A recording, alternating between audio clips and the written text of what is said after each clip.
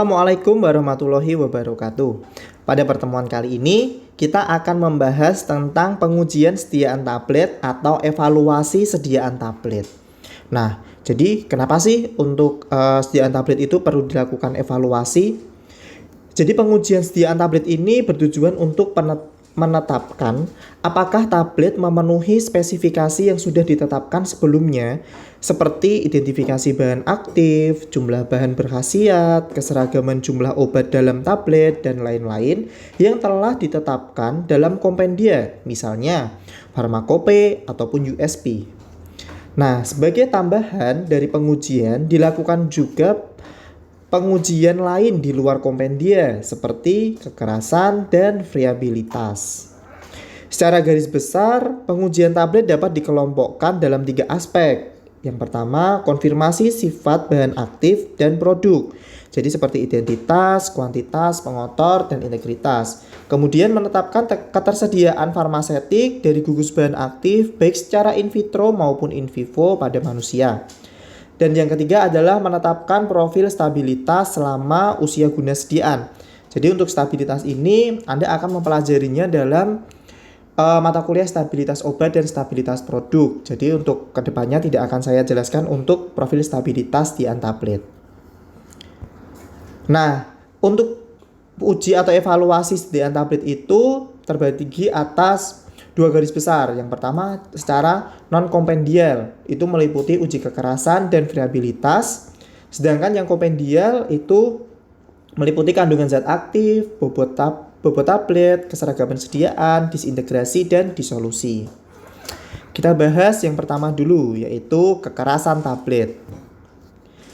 Kekerasan tablet merupakan parameter yang menggambarkan ketahanan tablet dalam melawan tekanan mekanik, seperti kerusakan dan keretakan tablet selama pengemasan, penyimpanan, dan transportasi. Umumnya, forsa yang diperlukan untuk mencegah tablet dinyatakan dalam satuan kilogram atau pon. Kekerasan tablet minimum yang sesuai untuk tablet adalah 4 kg. Jadi seperti yang kita lihat ini adalah alat untuk uji kekerasan tablet, yaitu hardness tester. Kemudian yang kedua adalah kerapuhan tablet. Untuk kerapuhan dinyatakan sebagai massa seluruh partikel yang dilepaskan dari tablet akibat adanya beban pengujian mekanik. Kerapuhan dinyatakan dalam persen yang mengacu pada massa tablet awal sebelum pengujian dilakukan. Jadi kita membandingkan antara tablet yang sebelum diuji dengan tablet yang setelah diuji. Kemudian bobot tablet itu dinyatakan dalam persentase. Alat pengujian yang tersedia secara komersial dikenal sebagai friabilator atau friability tester. Digunakan untuk melakukan pengujian, alat terdiri dari tromol atau drum dengan diameter antara 283 mm dan 291 mm dengan lebar 36 mm sampai 40 mm yang terbuat dari material plastik transparan. Tromol ini diletakkan pada sumbu horizontal dari alat yang berputar pada 25 plus minus 1 rpm. Jadi kecepatan putarannya adalah 25 rpm atau rotasi per menit. Tablet berjatuhan setiap perputaran normal dengan proyeksi berbentuk kurva dengan diameter bagian dalam 78,5 mm sampai 83,5 mm yang memanjang dari pertengahan tromol menuju dinding luar. Pada setiap putaran, tablet bergulir dan tergelincir dan jatuh pada dinding tromol atau bertumbukan antara tablet dengan tablet yang lain. Biasanya diuji dengan sampel sebanyak 10 tablet pada saat yang sama, kecuali jika bobot tablet 0,65 gram atau kurang, maka diuji sebanyak 20 tablet. Jadi ini tergantung bobotnya. Kalau bobotnya itu lebih dari 650 mg, maka cukup menggunakan 10 tablet. Tetapi jika bobotnya ini kurang dari 650 mg atau sama dengan 650 mg, maka diuji 20 tablet. Nah, sesudah 100 putaran, sampel tablet dievaluasi dengan cara penimbangan. Jika kekurangan massa total dari tablet lebih 1%, tablet tidak memenuhi syarat pengujian kerapuhan. Biasanya pengujian diulang 1 kali lagi. Jika terjadi keretakan, tablet terbelah, atau tablet pecah, maka sampel juga tidak memenuhi persyaratan. Nah, jadi nilai untuk kerapuhan ini tidak boleh lebih dari 0,8 atau tidak boleh lebih dari 1%. Untuk pengujiannya seperti ini. Jadi tablet dijatuhkan, diputar dan dijatuhkan, nanti tablet akan mengalami tumbukan antara tablet yang satu dengan tablet yang lainnya, ataupun tablet akan jatuh dari alat.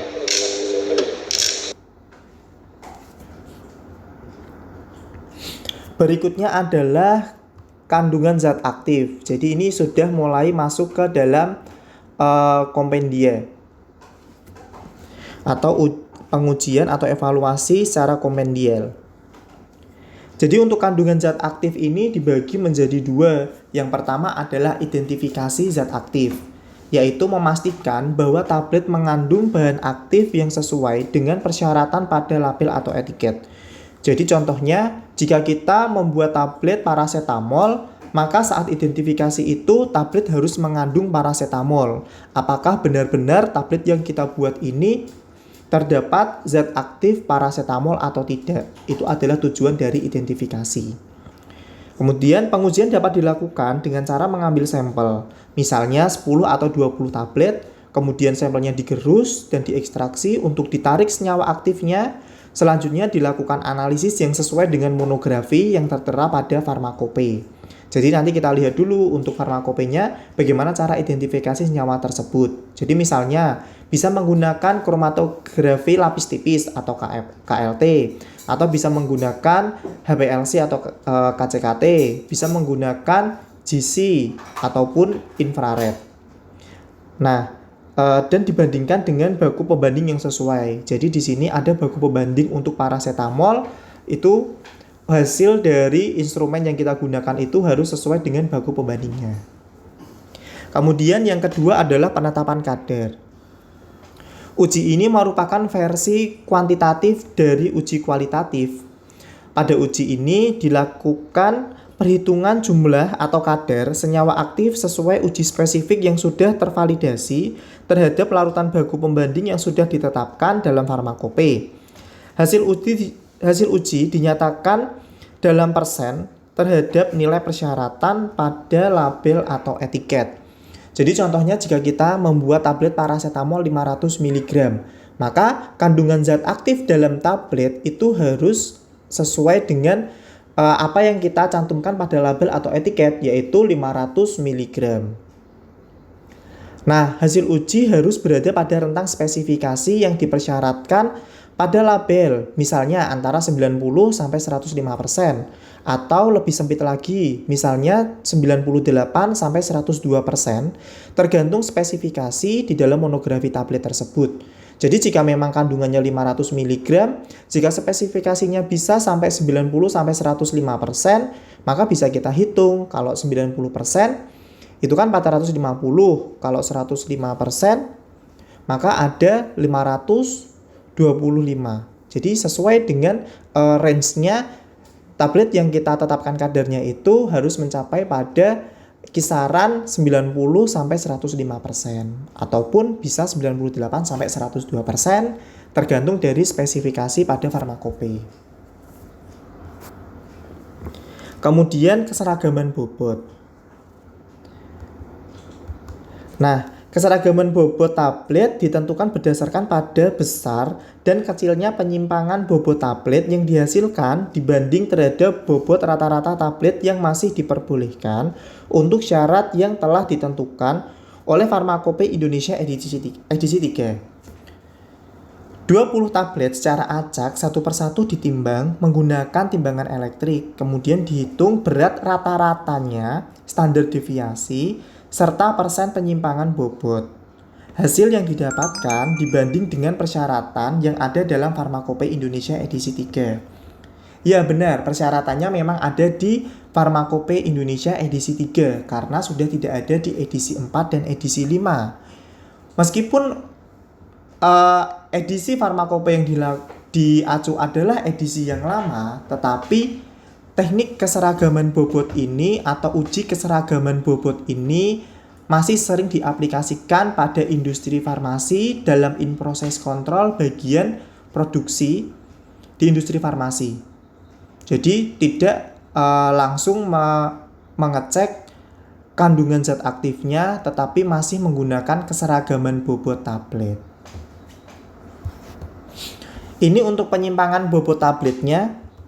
Jadi bobot tablet yang dihitung adalah bobot tablet rata-rata dari 20 tablet, bukan bobot yang diinginkan. Jadi contoh kita membuat paracetamol 500 mg dengan bobot 700 mg tablet, maka yang kita hitung bukan 700 mg-nya, tetapi rata-rata. Bisa jadi 701 atau 702 atau 699 mungkin bobot rata-ratanya. Sedangkan penyimpangannya itu berdasarkan bobot rata-rata.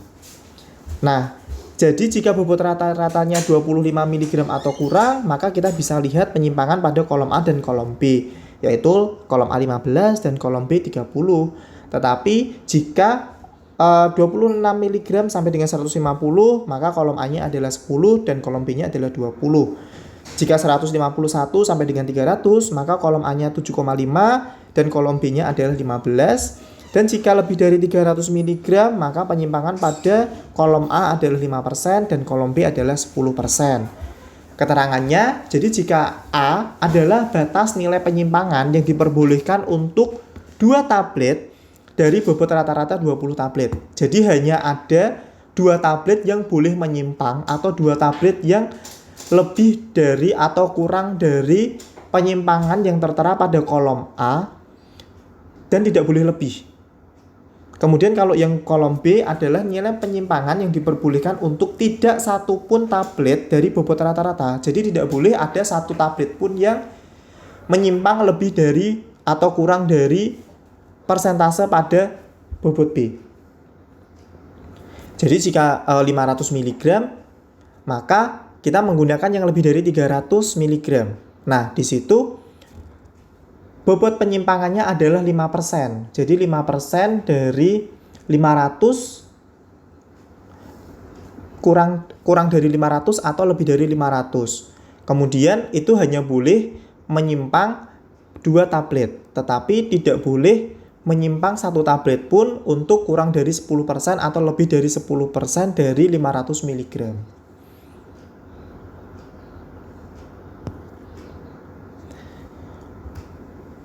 Berikutnya kita akan melihat keseragaman sediaan. Nah, keseragaman sediaan ini adalah pembaruan dari metode keseragaman bobot pada Farmakope Indonesia mulai edisi 4 dan edisi 5. Nah, keseragaman sediaan merupakan derajat keseragaman zat aktif dalam suatu sediaan. Keseragaman sediaan ditetapkan sebagai salah satu dari 2 metode, yaitu keseragaman kandungan dan keragaman bobot tablet. Uji keseragaman kandungan berdasarkan pada penetapan kadar pada masing-masing zat aktif dalam satu sediaan untuk menentukan apakah kandungan masing-masing terletak dalam batasan yang ditentukan berdasarkan pada besar dan kecilnya penyimpangan bobot tablet.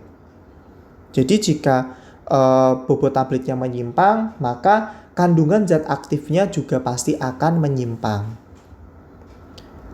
Nah, untuk metode uji keseragaman kandungan dan uji keragaman bobot untuk sediaan tablet itu bisa dibagi atas tablet berikut. Pada tabel berikut,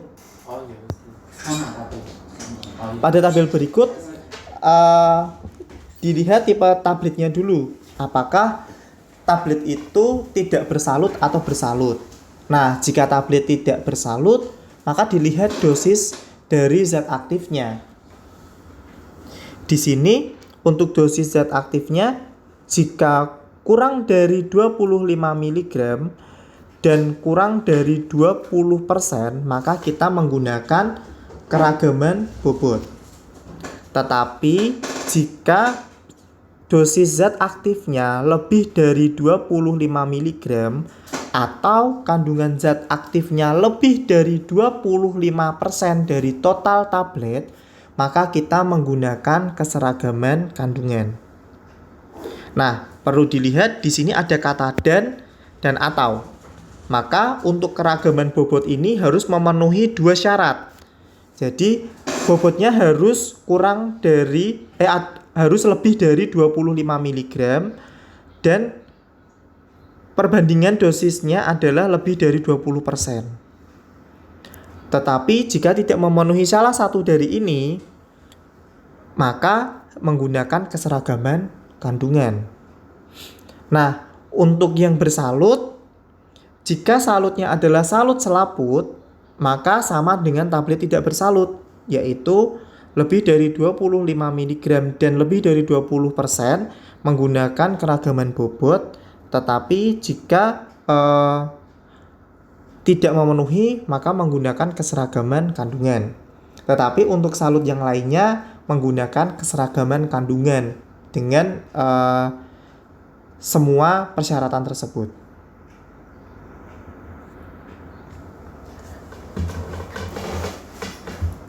Uji keragaman bobot ditetapkan dalam bentuk sediaan tablet tidak bersalut atau tablet salut selaput yang mengandung zat aktif 25 mg atau lebih yang merupakan 25% atau lebih terhadap bobot satuan sediaan, kecuali keseragaman dari zat aktif lain yang tersedia dalam bagian yang lebih kecil memenuhi persyaratan keseragaman kandungan.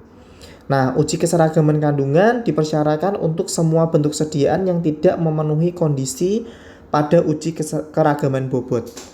Jadi, yang pertama kita lihat adalah persyaratan keragaman bobot dulu. Jika tidak memenuhi persyaratan pada keragaman bobot, baru kita menggunakan uji keseragaman kandungan. Nah, untuk keragaman bobot, caranya adalah ambil tidak kurang dari 30 satuan sediaan dan lakukan seperti berikut untuk bentuk sediaan yang dimaksud. Jika bentuknya adalah tablet tidak bersalut atau salut selaput, maka timbang seksama 10 tablet satu per satu. Kemudian hitung jumlah zat aktif dalam tiap tablet yang dinyatakan dalam persen. Jadi ini zat aktifnya dilakukan penetapan kadar, kemudian dihitung berapa zat aktif yang terkandung dalam satu tablet dan jumlah yang tertera pada etiket dari hasil penetapan kadar masing-masing tablet. Nah, hasil penetapan kadarnya itu dibandingkan dengan nilai yang tertera pada etiket, kemudian dibuat dalam persentase. Kemudian dihitung nilai penerimaannya. Kalau keseragaman kandungan, ambil tidak kurang dari 30 satuan dan lakukan seperti berikut untuk bentuk sediaan yang dimaksud. Jika prosedur yang digunakan untuk penetapan kadar dan uji keseragaman sediaan berbeda, diperlukan faktor koreksi yang akan digunakan untuk memperoleh hasil pengujian. Nah, untuk sediaan padat, tetapkan kadar masing-masing 10 satuan, digunakan metode analisis yang sesuai, kemudian dihitung nilai penerimaannya. Kemudian perhitungan nilai penerimaan dapat dilihat pada persamaan berikut. Jadi NP itu adalah nilai penerimaan sama dengan M atau nilai rujukan min X atau rata-rata dari masing-masing kandungan plus K kali S atau konstanta penerimaan, dan S adalah simpangan baku sampel atau SD, standar deviasi. Ini adalah tabelnya, jadi kita harus menentukan X-nya yaitu rata-rata, kemudian kandungan masing-masingnya itu berapa, jumlah sampelnya berapa, kemudian K itu adalah konstanta penerimaan. Jika N sama dengan 10, maka K-nya adalah 2,4. Jika N-nya atau jumlahnya adalah 30, maka K-nya adalah 2,0. Kemudian kita juga menghitung simpangan baku atau standar deviasinya. Kemudian SBR, simpangan baku relatifnya, yaitu simpangan baku contoh yang dinyatakan dalam persentase rata-rata. Kemudian M, jadi nilai M ini ada beberapa kasus. Kasus 1 yang digunakan jika T-nya kurang dari sama dengan 101,5 untuk nilai rujukan. Jadi jika nilainya adalah 98,5% kurang dari X dan kurang dari 101,5%, maka nilai M sama dengan nilai X atau rata-rata. Maka NP sama dengan KS. Nah, jika X ini kurang dari 98,5%, maka M sama dengan 98,5%. Maka NP-nya sama dengan 98,5 dikurangi nilai X ditambah dengan K kali S. Nah, jika nilai X-nya lebih dari 101,5%, maka M sama dengan 101,5%. Maka NP-nya sama dengan X dikurangi 101,5% ditambah dengan K dikali S. Nah, yang kasus 2, jika digunakan nilai T 101,5. Nah, jika 98,5% kurang dari sama dengan X kurang dari sama dengan T, maka M sama dengan X atau rata-rata. Nah, NP-nya sama dengan KS. Jika X kurang dari 98,5%, maka M sama dengan 98,5%, di mana NP sama dengan 98,5 dikurangi X ditambah dengan KS.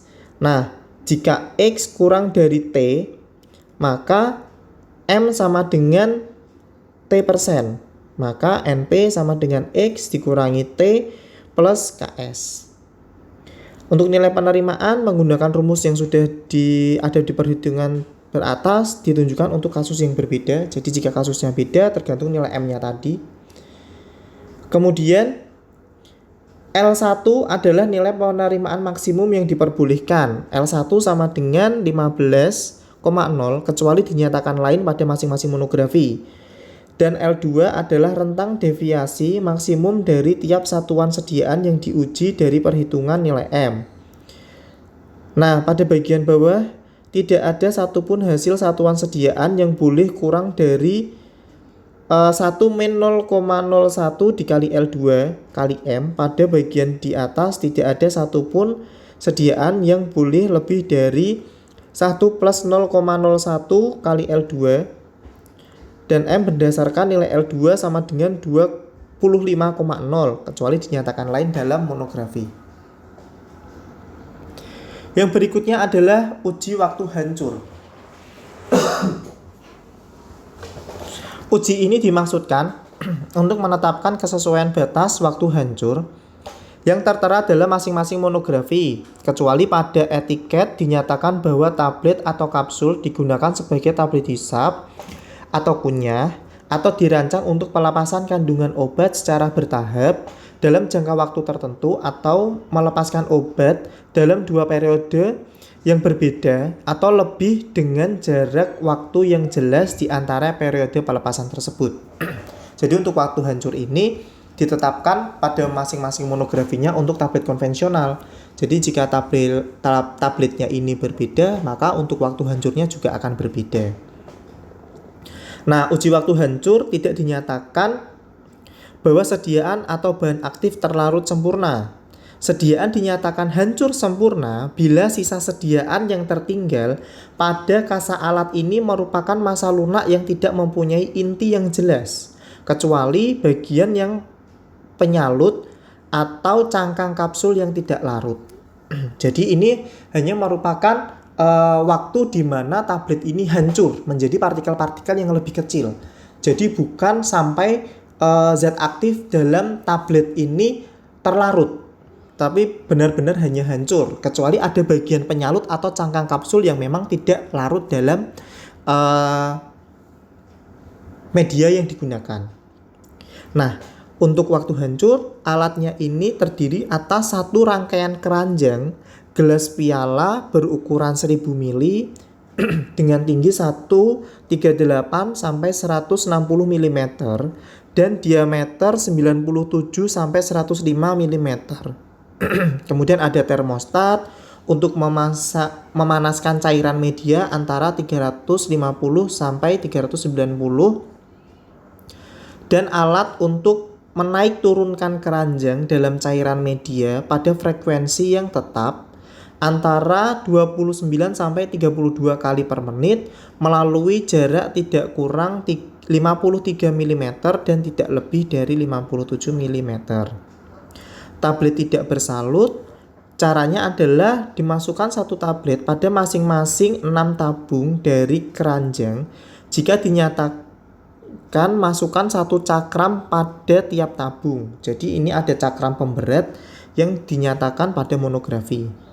Kemudian dijalankan alat, gunakan air bersuhu 37 derajat plus minus 2 derajat Celcius sebagai media, kecuali dinyatakan lain menggunakan cairan lain dalam masing-masing monografi. Pada akhir batas waktu, seperti tertera pada monografi, angkat keranjang dan amati semua tablet. Semua tablet harus hancur sempurna. Bila satu atau dua tablet tidak hancur sempurna, ulangi pengujian dengan 12 tablet lainnya. Tidak kurang dari 16 atau 18 tablet yang diuji harus hancur sempurna. Jadi jika sudah 12, maka jumlah tabletnya adalah 18 tablet. Jadi kan tadi ada tablet yang pertama 6 tabung. Kemudian jika 6 tabung ini tidak memenuhi spesifikasi, maka ditambah lagi dengan 12 tablet. Maka totalnya adalah 18 tablet. Nah, dari 18 tablet ini harus hancur sempurna paling tidak 16 tablet. Jadi tidak boleh kurang dari 16 tablet, atau diperbolehkan ada 2 tablet yang tidak hancur sempurna dari 18 tablet. Ini adalah bentuk alatnya. Jadi ini adalah penampang dari depan, kemudian ini adalah penampang dari atas. Di sini ada 6 lubang. Nanti setiap tablet dimasukkan ke dalam lubang ini masing-masing satu. Jadi ada 6 tablet untuk pengujian awal. Kemudian ini adalah cakramnya. Cakramnya ini dimasukkan ke dalam lubang ini. Jika memang tertera pada monografi harus menggunakan cakram. Kemudian alat ini akan dinaik turunkan dalam beker atau gelas piala berukuran 1000 yang diisi dengan medianya air jika tidak dinyatakan lain. Ini untuk kriteria hasil uji disintegrasi. Jadi yang perlu kita ketahui adalah untuk tablet tidak bersalut yaitu kurang dari 15 menit untuk 6 tablet. Kemudian untuk tablet salut lapis tipis kurang dari 30 menit. Kemudian untuk gula kurang dari 60 menit yang diulang dalam 0,1 m HCl. Dan salut enterik lebih dari 120 menit dalam 0,1 m HCl. Dan atau kurang dari 60 menit. Dan kurang dari 60 menit untuk pH 6,8 menggunakan dapar fosfat. Nah, untuk yang lainnya bisa kita pelajari untuk sediaan tablet-tablet yang lain. Jadi di sini tablet konvensional dengan salut ataupun tak bersalut. Berikutnya adalah uji disolusi tablet. Disolusi didefinisikan sebagai proses di mana suatu zat padat masuk ke dalam pelarut dan menghasilkan larutan, atau dapat dikatakan dengan sederhana yaitu disolusi adalah proses di mana zat padat itu melarut. Nah, secara prinsip disolusi dikendalikan oleh afinitas antara zat padat dan pelarut.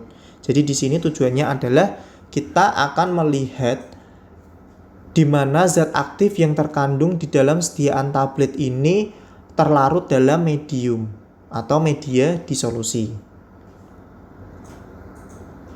Uji ini digunakan untuk menentukan atau mensesuaikan dengan persyaratan disolusi yang tertera dalam masing-masing monografi untuk sediaan yang digunakan secara oral.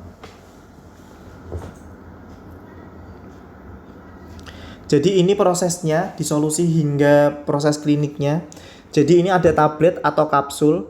Tablet atau kapsul ini bisa langsung mengalami disolusi. Kemudian, tapi mungkin hanya sedikit yang akan terdisolusi. Tablet atau kapsul ini setelah ditelan, dia akan mengalami disintegrasi atau hancur menjadi granul atau agregat. Nah, granul atau agregat ini juga mengalami disolusi juga. Kemudian granul atau agregat ini akan mengalami diagregasi menjadi partikel yang lebih halus. Nah, di sini disolusi pada puncaknya. Jadi disolusi terbesar ada setelah partikel ini halus, karena luas permukaan yang tadinya tablet menjadi partikel halus ini lebih besar dibandingkan yang tablet tadi, tablet awal, maka disolusinya akan semakin besar. Nah, zat aktif dalam larutan pada tempat terabsorpsi. Jadi zat aktifnya ini udah larut, maka siap untuk diabsorpsi. Ini adalah fase farmasetiknya sampai zat aktif ini diabsorpsi. Nah, kemudian dilanjutkan nanti ada fase farmakokinetik dan tempat zat aktif ini bekerja yang akan dipelajari pada kuliah yang lainnya. Nah, uji disolusi dapat dilakukan menggunakan dua tipe alat. Yang pertama adalah metode basket. Alat ini terdiri atas wadah tertutup yang terbuat dari kaca atau bahan transparan lain yang inert. Kemudian dilengkapi dengan suatu motor atau alat menggerak. Wadah tercelup sebagian di dalam penangas sehingga dapat mempertahankan suhu tablet atau kapsul, granul atau agregat partikel halus obat dalam larutan obat, dalam darah, cairan, dan dalam jaringan lain dalam wadah 37 derajat plus minus 0,5 derajat Celcius selama pengujian berlangsung. Untuk alat 2 atau dayung sama seperti alat 1, tetapi pada alat ini digunakan dayung yang terdiri atas daun dan batang sebagai pengaduk. Batang dari dayung tersebut sumbunya tidak lebih dari 2 mm dan berputar dengan halus tanpa goyangan yang berarti. Jarak antara daun dan bagian dalam dasar wadah dipertahankan selama pengujian berlangsung. Daun dan batang logam yang merupakan satu kesatuan dapat disalut dengan suatu penyalut inert yang sesuai. Sediaan dibiarkan tenggelam ke dasar wadah sebelum dayung mulai berputar. Ini untuk penjelasan lebih jelasnya untuk aparatus yang digunakan atau alat disolusi yang digunakan. Yang pertama ini adalah metode basket atau alat tipe 1. Yang ini adalah alat tipe 2. Nah, kita bahas untuk alat tipe 1 dulu. Di sini ada batang, kemudian di sini ada keranjang. Nah, keranjang ini sudah ada spesifikasinya. Untuk keranjang ini terdapat kasa dengan bagian sumbu patri berukuran 40 mes kali 40 mes. Jadi untuk ukuran keranjangnya ini seperti ayakan atau jaring-jaring seperti ayakan dengan ukuran 40 mes. Kemudian diameternya adalah 0,252 mm atau 0,01 inci dengan bagian luar 0,015 inci.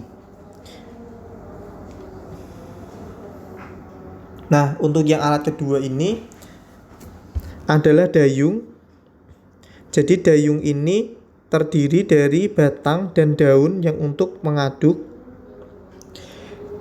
Batang dan daun terbuat dari baja tahan karat berukuran 303 atau yang setara. Bila alat berputar pada sumbu E, besar A dan B tidak boleh menyimpang dari 0,5 mm. Jadi di sini dia akan berputar, maka saat dia berputar dia akan bergerak bisa ke kanan dan bisa ke kiri. Nanti ada jarak antara A dan B ini yang tidak lebih dari 0,5 mm. Nah, untuk obatnya, untuk tipe 1 obat akan dimasukkan ke dalam basket atau ke dalam keranjang ini. Dia dimasukkan ke dalam basket kemudian terjerembab di sini. Sedangkan kalau untuk obat yang tipe 2 dia berada di dasar atau di bawah dari daun atau dayung ini. Nah, nanti obatnya akan diputar dan melarut sedikit demi sedikit. Untuk tipe 1 biasanya digunakan untuk obat-obat yang melayang atau terapung di dalam media disolusi. Tetapi untuk alat tipe 2 adalah untuk obat-obat yang tenggelam pada media disolusi. Sehingga saat menggunakan dayung, obatnya ini tidak akan kemana-mana. Dia akan tetap berada di dasar, dia tidak akan melayang ataupun terapung pada media disolusi. Nah, untuk media disolusi sendiri, jadi media disolusi yang digunakan adalah media yang tertera dalam masing-masing monografi pada farmakope. Jadi untuk media disolusi ini, untuk satu obat dengan obat yang lainnya bisa jadi akan berbeda. Bila media disolusinya berupa larutan dapar, pH larutan harus diatur sehingga berada dalam batas 0,05 satuan pH yang tertera pada masing-masing monografi. Jadi contoh medianya adalah dapar fosfat pH 5,3, maka batasnya adalah dengan batas 0,05 satuan pH. Jadi 5,35 atau 5,25 di antara itu. Pada umumnya media disolusi untuk tiap uji disolusi adalah air atau dapar yang sesuai, dan jumlah media disolusi jika tidak dinyatakan lain sebanyak 900 ml pada tiap wadah disolusi. Nah, ukuran 900 ml ini bila memang tidak dinyatakan lain, tetapi ada juga yang volumenya sampai 1000 ml ataupun 500 ml. Berikutnya adalah pengendalian suhu. Suhu disolusi harus diukur dengan termometer yang telah dikalibrasi dan tepat sebelum pengujian dimulai. Termometer tersebut harus ditarik dari wadah alat disolusi. Suhu dalam wadah alat disolusi harus dicek secara berkala. Suhu media disolusi dipertahankan pada 37 plus minus 0,5 derajat Celcius. Variasi suhu yang kecil sangat mempengaruhi disolusi tablet. Nah, untuk alat yang seperti ini biasanya termometer sudah ada serangkaian pada alatnya, kemudian nanti akan ditunjukkan suhunya pada alat tersebut. Perubahan suhu juga akan ada pada alat tersebut ditentukan secara digital. Untuk kecepatan pengadukan, jadi untuk tiap uji disolusi, kecepatan pengadukan ditetapkan dengan satuan RPM atau rotation per menit. Jika tidak ditetapkan, kecepatannya adalah 50 rpm untuk alat 2 atau tadi yang disebut dengan dayung, dan 100 rpm untuk alat 1 atau basket. Kecepatan pengadukan harus seragam selama pengujian. Kadang-kadang motor ini atau motor pemutar pengaduk ini dapat secara berkala melambat atau lebih cepat. Oleh karena itu, kecepatan harus dicek pada awal dan akhir tiap pengujian. Kemudian untuk waktunya, lama waktu uji disolusi berlangsung telah ditetapkan untuk tiap uji disolusi dalam farmakope. Jadi waktunya ini sudah ditetapkan, seberapa lama kita melakukan disolusi sudah ditetapkan di dalam farmakope. Jika dalam spesifikasi hanya ditetapkan satu waktu, pengujian dapat diakhiri dalam waktu yang lebih singkat, asalkan persyaratan jumlah minimum yang disolusi telah terpenuhi. Jadi jika waktunya ini 30 menit, tidak kurang dari 80%, jika dalam waktu 20 menit sudah terpenuhi 80%, maka sudah dapat dihentikan untuk disolusinya karena persyaratannya sudah terpenuhi.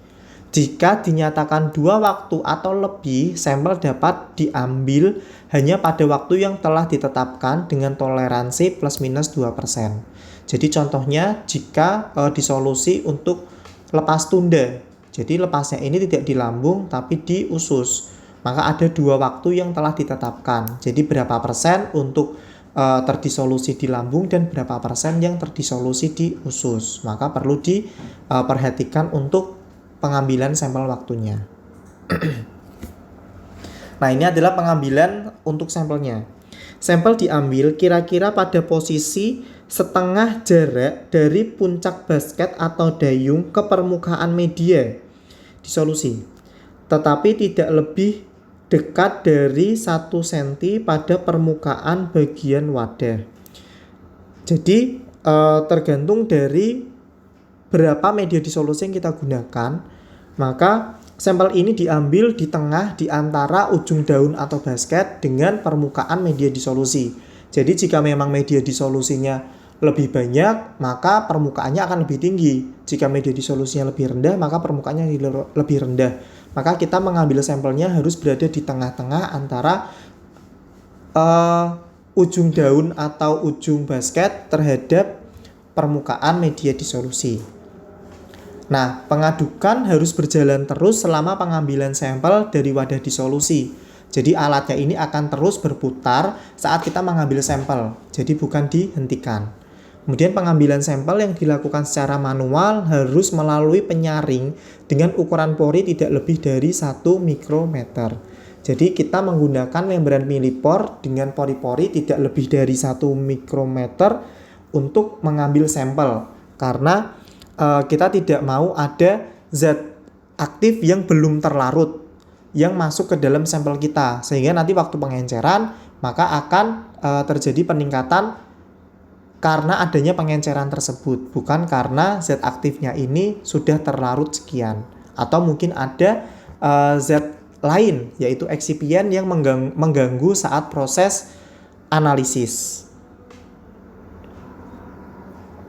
Nah, ini adalah uji disolusi untuk contohnya.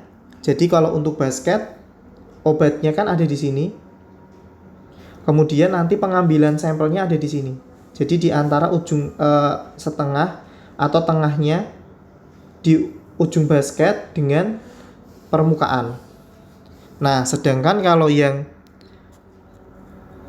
dayung, obatnya ada di sini, di dasar. Kemudian pengambilan sampelnya juga di sini, di antara ujung dayung dan permukaan. Sama suhunya 36,5 sampai 37,5. Medianya tertera di monografi, kemudian sampel yang diambil sekian. Ini ada sampel yang diperlukan, yaitu 6 plus 6 plus 12 berturut-turut. Jadi sesuai dengan nanti kita lihat di interpretasi datanya. Kemudian ini ada kecepatannya sesuai dengan monografi, pemutaran, dan lain-lain. Nah, ini adalah contoh persyaratan tablet sesuai dengan monografi dalam farmakope. Kita contohkan adalah paracetamol. Seperti tadi, jadi mengandung paracetamol. Jadi identifikasinya harus benar-benar paracetamol yang tidak kurang dari 90% dan tidak lebih dari 100%. Nah, maka jika paracetamolnya 500 mg, ini masih ada toleransi 90% sampai 110% untuk kandungan paracetamol di dalam tabletnya. Itu untuk spesifikasi di farmakope. Tetapi boleh jika suatu industri menghendaki untuk spesifikasinya 98 sampai 102%. Asalkan masih masuk ke dalam range farmakope ini. Ini adalah persyaratan minimal. Jadi masih boleh untuk diatur agar kandungannya ini lebih spesifik lagi. Ini untuk contoh identifikasinya menggunakan KLT. Jadi secara kualitatifnya menggunakan KLT atau kromatografi lapis tipis. Nanti Anda akan mempelajarinya saat mata kuliah kromatografi di semester depan. Kemudian untuk fase geraknya menggunakan diklorometan dan metanol 4:1.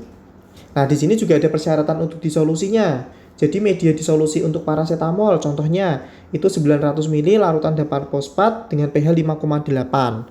Nah, ini sudah ditentukan. Jadi kalau mau melakukan disolusi tablet paracetamol harus menggunakan media disolusi ini. Kemudian untuk alatnya tipe 2 sebanyak dengan putaran 50 rpm. Ini sudah ada tipenya ya. Jadi kita menggunakan tipe yang dayung, bukan yang basket untuk tablet paracetamol. Waktunya 30 menit. Kemudian prosedurnya dilakukan penetapan jumlah paracetamol yang terlarut dengan mengukur serapan aliquot atau sampel. Jika perlu diencerkan dengan media disolusi dan serapan larutan baku dari paracetamol BPFI atau baku pembanding sesuai dengan Farmakope Indonesia dalam media yang sama menggunakan panjang gelombang 243 nanometer. Jadi ini bisa menggunakan spektrofotometri ataupun HPLC. Nah, toleransinya dalam waktu 30 menit harus larut tidak kurang dari 80% paracetamol dari jumlah yang tertera pada etiket. Jadi 80% dari 500 mg itu berapa? Maka paracetamol itu sudah harus terlarut tidak kurang dari 80% dalam waktu 30 menit. Tapi seandainya kita mengambil cuplikan pada 20 menit dan sudah mencapai kadar 80%, maka disolusi dapat dihentikan karena sudah pasti dalam waktu 30 menit tidak kurang dari 80% obat sudah terlarut. Kemudian contohnya ini ada penetapan kadar juga, bagaimana cara untuk melakukan penetapan kadar pada paracetamol. Tetapi untuk identifikasi dan penetapan kadar memang tidak kita bahas lebih lanjut pada materi kita hari ini. Nah, untuk metode disolusi sendiri, untuk yang lainnya kita ada contoh untuk CTM atau chlorpheniramine maleat. Di sini ternyata media disolusinya tidak 900, tetapi di sini ada 500 mili menggunakan air atau aqueous biasa tanpa pengaturan pH. Jadi kita menggunakan aqueous untuk media disolusinya. Untuk tipenya sama, yaitu menggunakan alat tipe 2, yaitu dayung dengan kecepatan 500 rpm. 50 rpm maksud saya. Kemudian untuk waktunya 45 menit. Jadi di sini lebih lama. Tetapi untuk toleransinya dalam waktu 45 menit harus larut tidak kurang dari 75% dari jumlah yang tertera pada etiket. Jadi ini waktunya lebih lama dan kadarnya lebih sedikit. Kemudian untuk yang tablet yang lain adalah tablet asetosal atau asam asetil salisilat. Nah, di sini untuk asetosal media disolusinya juga sama, 500 ml, tapi menggunakan dapar asetat 0,05 m yang dibuat dengan mencampur 2,99 gram natrium asetat terhidrat dan 1,66 mili asam asetat glasial. Untuk alatnya menggunakan tipe 1, yaitu adalah basket dengan kecepatan 50 rtpm pada waktu 30 menit. Untuk toleransinya yaitu 30 menit tidak larut kurang dari 80%. Jadi dalam waktu 30 menit ini sudah harus larut 80%. Kemudian untuk toleransinya kadar CTM tadi lupa belum saya bahas, ini 93 sampai 107%. Jadi lebih sempit dibandingkan yang paracetamol tadi. Sedangkan untuk asam asetil salisilat masih sama, yaitu 90 sampai 110% untuk tabletnya. Ini ya, jadi nanti bagaimana cara menentukan media disolusi sesuai dengan Farmakope Indonesia edisi 5. Tetapi bagaimana jika memang pada Farmakope itu tidak tertera, maka kita bisa beralih ke FDA atau Food Drug Administration. Ini adalah BPOM-nya dari US. Nah, contoh obat yang tidak ada dalam Farmakope adalah Celecoxib. Jadi ini bentuk sedianya kapsul ya. Nah, untuk aparatusnya ini menggunakan tipe 2 atau pedal atau tipe dayung. Nah, di sini untuk kecepatannya karena ada berbagai macam dosis, maka di sini bisa disesuaikan. Jika dosis Celecoxibnya itu 50 mg, 100 mg, dan 200 mg, maka menggunakan kecepatan 50 rpm. Tetapi jika dosisnya 400 mg, maka menggunakan kecepatan 75 rpm. Kemudian untuk media disolusinya dapat dilihat di sini. Ada pilihan pertama, yaitu 0,04 m tribasic sodium fosfat dengan pH 12, kemudian ditambah dengan 1% SLS. Kemudian untuk pilihan kedua bisa menggunakan media 750 ml dari simulasi larutan gastrik. Ini sesuai dengan USP yang ditambah dengan pepsin. Kemudian setelah 20 menit bisa ditambah dengan 180 ml larutan dari SLS yang setara dengan konsentrasi akhirnya adalah 1% SLS. Kemudian ditambah dengan 75 ml dari 1,2 NaOH hingga pH-nya 12. Jadi kita medium disolusi pun juga tidak hanya ada satu pilihan, tetapi bisa lebih dari satu untuk satu obat yang sama. Nah, ini contoh untuk volumenya. Jadi untuk volumenya pada media yang pertama adalah 1000 mili, yang media kedua adalah yang pertama 750 mili, kemudian ditambah hingga akhirnya itu 1000 mili. Terus ini ada rekomendasi pengambilan sampel yaitu 10, 20, 30, 45, dan 60 menit.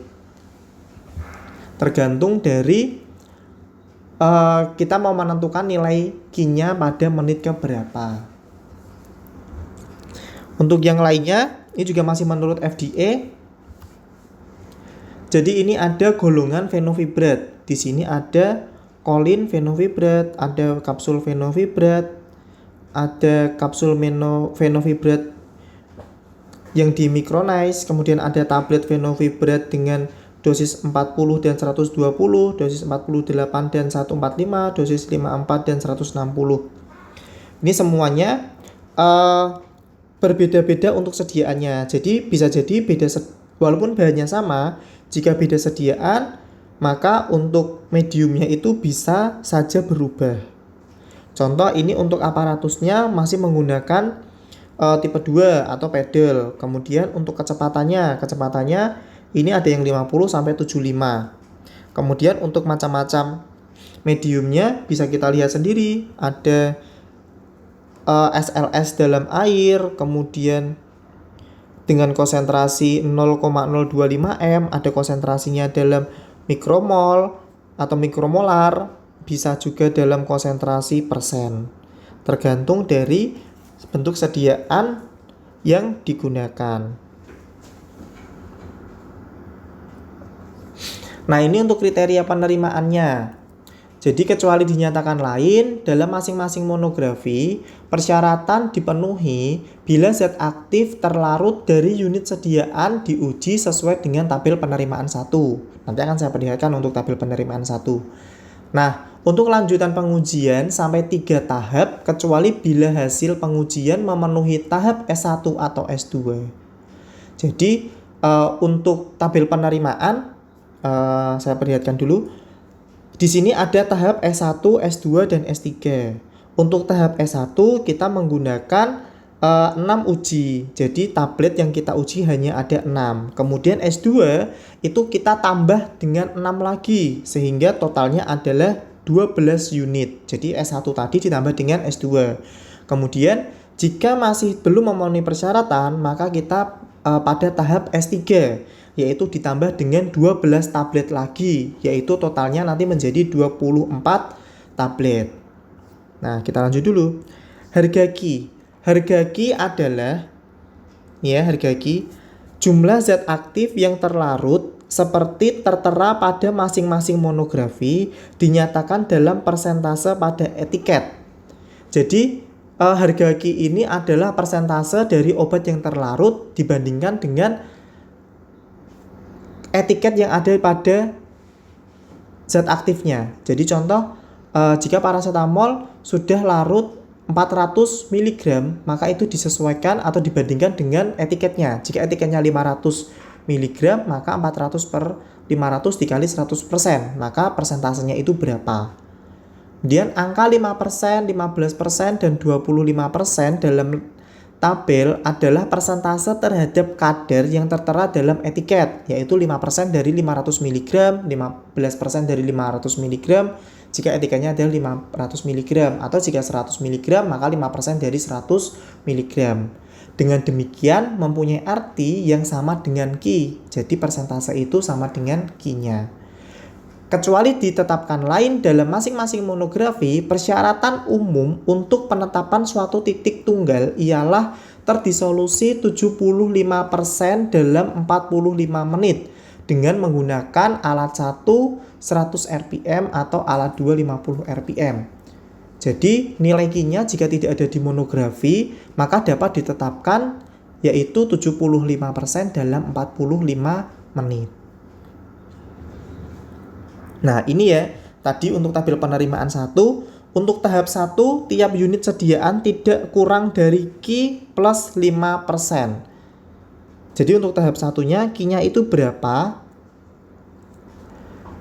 Nah, karena kita contohkan yang dari monografi tadi, terdisolusinya adalah 75%, maka nilai Q-nya adalah 75%. Jadi tiap unit sediaan tidak kurang dari nilai Q plus 5. Maka Q plus 5 itu adalah 75 plus 5. Jadi harus 80% ini terdisolusi untuk ke-6 tabletnya. Nah, jika salah satu tablet tidak terpenuhi, maka harus dilanjut pada S2. Jika rata-rata, nah kalau tadi kan tiap unit, jadi tablet 1, tablet 2, tablet 3 harus memenuhi semua ini. Tapi kalau S2 itu rata-rata dari 12 tablet, yaitu S1 dan S2 adalah sama dengan atau lebih besar dari Q, dan tidak satu unit pun yang lebih kecil dari Q min 15%. Jadi kalau Q-nya adalah 75%, yaitu dikurangi 15, maka hasilnya adalah 60%. Nah, di sini rata-rata dari 12 unit adalah sama dengan atau lebih besar dari nilai Q. Jadi rata-ratanya harus 75 atau lebih besar dari 75%. Nah, jika masih tidak memenuhi persyaratan, maka kita lanjut ke S3, yaitu rata-rata dari 24 unit S1, S2, dan S3 adalah sama atau lebih besar dari nilai Q, tidak lebih dari 2 unit sediaan yang lebih kecil dari Q min 15, dan tidak satu unit pun yang lebih kecil dari Q min 25. Jadi karena Q min 25 adalah 75,25, hanya 50%. Itu untuk nilai penerimaannya. Dan jika memang S3 ini tidak diterima, maka tablet yang kita buat ini tidak memenuhi kriteria untuk disolusi. Maka perlu direformulasi ulang. Nah, ini untuk tugasnya. Jadi silahkan lakukan review artikel penelitian tentang tablet dengan semua aspek pengujian tablet yang sudah saya jelaskan tadi. Tablet yang dimaksud adalah tablet konvensional yang dikonsumsi secara peroral. Jadi bukan tablet modifikasi seperti tablet hisap, effervescent, tablet kunyah, sublingual, ataupun bukal. Jadi ini tablet konvensional yang ditelan. Kemudian format tugas makalah diketik dengan ukuran kertas A4, font Arial ukuran 12 dengan margin 3 cm, kanan kiri atas bawah. Kemudian spasinya 1,5. Dan juga ada format persentase PPT yang dibuat PPT dan video penjelasannya. Jadi Anda silahkan dari makalah itu juga Anda buat dalam PowerPoint. Untuk PowerPoint itu langsung Anda jelaskan seperti saya menjelaskan sekarang ini. Jadi PowerPoint-nya Anda buat dalam bentuk video. Nah, tugas dikumpulkan dalam format file PDF, yaitu untuk makalah dan PPT itu di format PDF. Kemudian juga link Google Drive atau YouTube untuk video. Nanti akan saya buatkan untuk kolom tugasnya. Nah, waktu pengumpulan tugas makalah pada pertemuan ke-6. Jadi makalahnya itu nanti dikumpulkan dulu pada pertemuan ke-6, yaitu kelas A tanggal 21 Oktober 2020 dan kelas B tanggal 22 Oktober 2020. Untuk waktu pengumpulan tugas PPT dan presentasi pada pertemuan ke-7, yaitu kelas A pada tanggal 28 Oktober 2020 dan kelas B seharusnya tanggal 29 Oktober 2020. Tapi karena ini tanggal merah, jadi nanti pengumpulannya dapat digantikan pada tanggal lain sesuai dengan kesepakatan, atau mungkin dapat dikumpulkan sesuai dengan pengumpulan saat kelas A. Sekian dari saya untuk penjelasan tentang evaluasi tablet ini. Nanti kita diskusikan dalam pertemuan kelas online kita. Terima kasih untuk waktunya. Wassalamualaikum warahmatullahi wabarakatuh.